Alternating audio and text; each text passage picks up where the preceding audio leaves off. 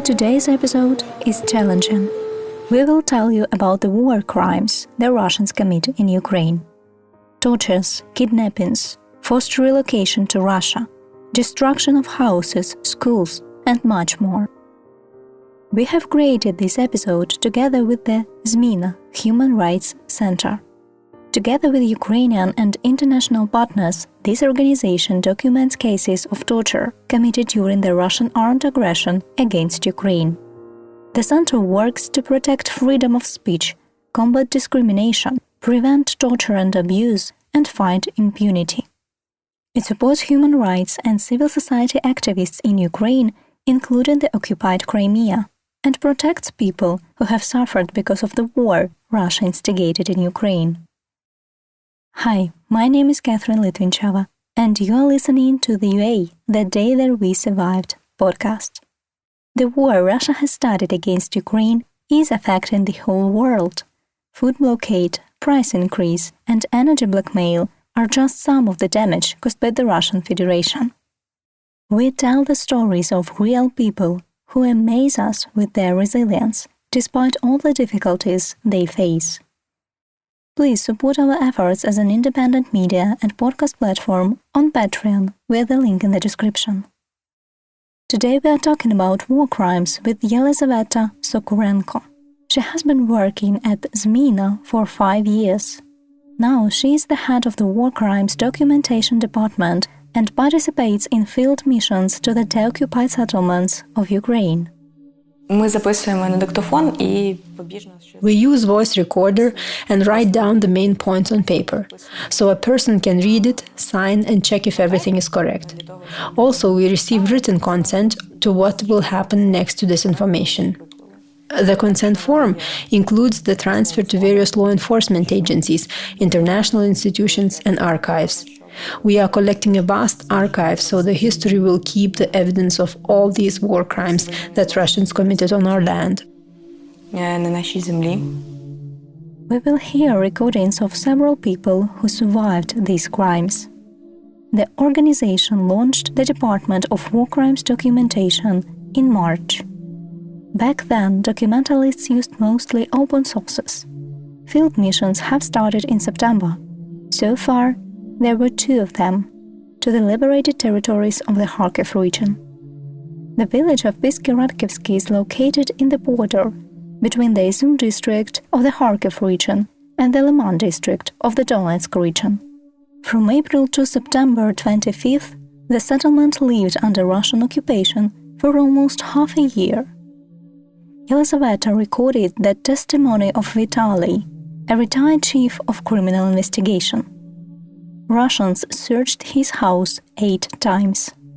Once, he was taken from his home and brought to the private house across the road from a local community center. Here, in the cellar, the occupiers set up a torture room. The day before, a Russian plane was shot down near the village, but the pilot survived, and the Russians suspected that Vitaly fired at him. On the same day, they called me up from the basement somewhere in the afternoon. They put me back at the little table in the yard. Put your hands behind your back. I did. You shot the pilot, I said.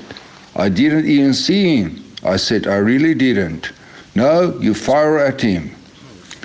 And they whacked me with the bat. My eyes went blank, and they hit me right on the muscles several times.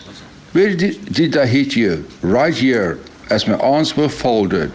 Here on the biceps, I swelled so much like they inject silicone into my muscles. They hit that spot many times. Where were your hands tied? No. What the fuck is this for? I said. I didn't see him. I kept beating first one arm and then the other. I can't even remember what they wanted. They were about the pilot. Who was shooting? I said, I don't know. They were hitting me as I said. My head started spinning. Lie down on the ground, they said. I didn't even want to cry, but fucking tears were flowing like a river. I said, shoot me if I'm guilty of something and put an end to it. He told me to lie on the ground with my hands behind my back. I did. And they started beating my arms biceps, buttocks, legs with a bat. It seemed like they were hitting me in two places. I think two people were beating me.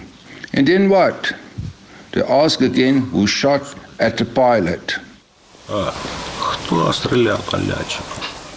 The man lay on the ground and asked the Russians to shoot him if he was guilty of something. They continued to beat him on the arms, buttocks and legs and asked who fired at the pilot. The man could not stand it and said it could be a gamekeeper from a neighboring village. He knew that the gamekeeper had moved out. I was lying there and saying, "Bitch, shoot me, for fuck's sake." I was lying face down and heard a shutter click. He put the gun to my head. It's over, I thought, thank God. But he shot at the ground near my head. We used to call this guy Harasi. I didn't know his name. An evil, handsome young man. He said, "You think we take you for your people? We don't. You are nothing to us." Finally, Vitaly was free to go. But for example, he never saw the member of the territorial defense unit again, whom Russians kept in the same cellar with him. It is hard to trace now whether he is alive, was relocated or killed. Yelyzaveta talks about the kind of information they collect on the liberated territories. We are looking for information about the people whom Russian soldiers tortured and kept in places of detention, which they established in different areas. For example, there were several torture rooms in many settlements in the Kharkiv region: Izum, Balaklia, Shevchenkove, Kozachya Lopань, Kupiansk, Vovchansk. These are either the premises of police stations, pre-trial detention centers, or places where Russians were stationed, including schools, lyceums, and administrative and civilian institutions. We were looking for people in Liman who could be illegally detained by Russians and tortured. We were looking for people who may have disappeared after that. People detained in these torture places tell us about others arrested with them. Sometimes their fellow villagers are there. Yelyzaveta Sokurenko notes that people are usually kidnapped by FSB officers who come from Russia to the occupied territories. These are people Russians kidnap most often. Considering the Kharkiv region and the people we spoke with, they mostly have a certain social position. Deputies to the local government, ex-deputies, and members of anti-terrorist operation of different years. Some of them are just civilians charged with the adjustment of artillery fire. It is a widespread reason why people would land in torture rooms. For example, we spoke to a young woman in Kupiansk who was detained at the Kupiansk police department. She shared a double cell with 10 other women. One of the women there was a school principal in the Vovchansk district. She wanted to leave Kharkiv for medical treatment and was detained in Pechenihi, an urbanized village through which many people left for the deoccupied territory. The girl does not know why the principal was detained, just the fact that she was a school principal. Often educators, clergy, and activists are taken to basements. This woman, the principal, spent 5 days in a solitary confinement cell in Kupiansk. She said that the Russians beat her repeatedly and didn't feed her. There was another woman from the Luhansk region. She also tried to evacuate through Pechenihi and was detained at one of the checkpoints. It turned out her daughter used to work for the security service of Ukraine, so this woman was taken to the torture room in the police department and tortured with electric shocks. As she described, the pain was so intense that she soiled herself. They threatened to shoot her leg. Another 18-year-old girl told our witness that she was detained because her boyfriend was pro-Ukrainian and supported Ukraine. This girl was also beaten. Our witness said that she had numerous bruises on her calves, ribs, and back. There were also women with cancer among the detainees. She said one of them was held captive for more than 3 months. She didn't receive any treatment. It is worth mentioning that all these women lived in a double cell without mattresses, without any beds. They all slept on the floor. At some point, one of the Russians came into the cell and decided they should be separated because too many of them were in one cell. They got separated. A woman living with cancer also was in that cell. We don't know her exact diagnosis. Our witness mentioned some gynecological type of cancer. She got septic, and detainees informed the Russian soldiers. She got sepsis, and the detainees informed the Russian soldiers. The woman lay on the floor, didn't get up, and didn't react. And the Russian soldier berated them for why she was lying down and not responding when the Russian military entered the cell. He was told that she was sick, that she had cancer. He was indifferent. Cancer, so what? He left. We also document the failure to provide medical care. As I have already said, many civilians are taken away on suspicion of being fire adjusters. There was a civilian woman detained in that police department. She owned a small farm. Russians occupied her house and she was evicted. After that, a missile hit her house. The Russians accused this woman and also took her to the basement. What will they do to the evidence? First of all, it will assist law enforcement agencies. The organization is also working on evidence for the International Criminal Court. We are members of the coalition Ukraine 5 in the morning. We have now launched a shared database in the iDoc platform, a Norwegian platform with specific tool for submitting all these documented testimonies. There are more than 10 documenting organizations there. They all go on field missions because several organizations are still recording from open sources. Information is added to this database. There is also a database called mnemonics. We don't work with it yet.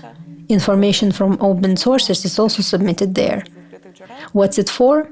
To transfer this information to Ukrainian law enforcement agencies, because the main burden of investigating war crimes will fall on our law enforcement officers and judges' shoulders. Let's say that their resources are limited and there is a huge amount of crimes. So this is a groundwork for them to have material. Here is another story from the Kharkiv region documented by ZMINA. On March 13th, Russian soldiers took 6 workers from the village of Husarivka to the local farm to feed the cattle. They had an hour to do the job. The Russian military also stationed personnel and their equipment on the farm. When the workers were coming back home, the shelling started. The men were detained at the checkpoint and charged with adjusting fire at the farm. 5 of them did not return home. On April 8th, after the Ukrainian military liberated the village, investigators found 3 bodies burned to the bone on the territory of a private house. The wife of one of the abducted workers, Marina, is sure that her husband is among the found. At the time of the conversation, the family had not received the results of the DNA tests. They had been waiting for them for 6 months. Russians came at about 12, parked their APCs in the garden. They told us to stay in the basement, because they were about to fire back. I came upstairs after a couple of hours, but my husband wasn't home. I was scared. I packed things, documents, and went to the farm. He was at the farm. As I walked up the checkpoints, a Russian soldier came in, not a conscript. He asked me where I was going. To the farm, I said, to pick my husband. He told me not to go because they weren't there. The special service took them for questioning. Are they gone? I asked. Were they killed? Our people don't kill, he said. He let me go and I went to my mother-in-law place. I left my home. Did they tell you where they took them? I honestly was afraid to talk to him. There was shelling. They were everywhere, walking around like devils. So I went to the station where my mother-in-law lives. Around April 8th, we left for Hurasivka to stay with our relatives. An investigator called me and told me to come and pick my husband's remains. They found 3 burned corpses covered in trees. They discovered our passports. In the basement, 3 homes from ours. We submitted DNA samples. 5 months passed, and no one said anything. We did it in Pervomaisk, at the prosecutor's office. My son did it. What else to tell? They were no longer alive. And who were the other two? We don't know. There is no DNA. They were just workers. They were in the wrong place. The shelling started, and the Russians thought our people gained it at their position. And that's all. Russians commit war crimes in Ukraine every day. Most of them cannot be traced now, as a significant part of the settlements is occupied and no organizations operate there. However, international organizations and Ukrainian law enforcement work on the liberated territories. According to official numbers, more than 400 civilians died during the occupation of Bucha, near Kyiv. Russians shot the majority of them. Russian authorities denied any wrongdoing, calling the evidence of the killings a provocation or a staged event. International media refused those claims, including Bellingcat, Deutsche Welle, The Economist, BBC, and The New York Times. On November, the European Parliament declares Russia to be a state sponsor of terrorism. We want every criminal to face proper punishment for their actions. And ZMINA is working hard to document all the evidence against the aggressor. That was all for today. Catherine Litvinchova was with you. You can find helpful links at the description of this episode. Please stay safe and listen to Ukrainians. This episode was supported by Urban Space 100.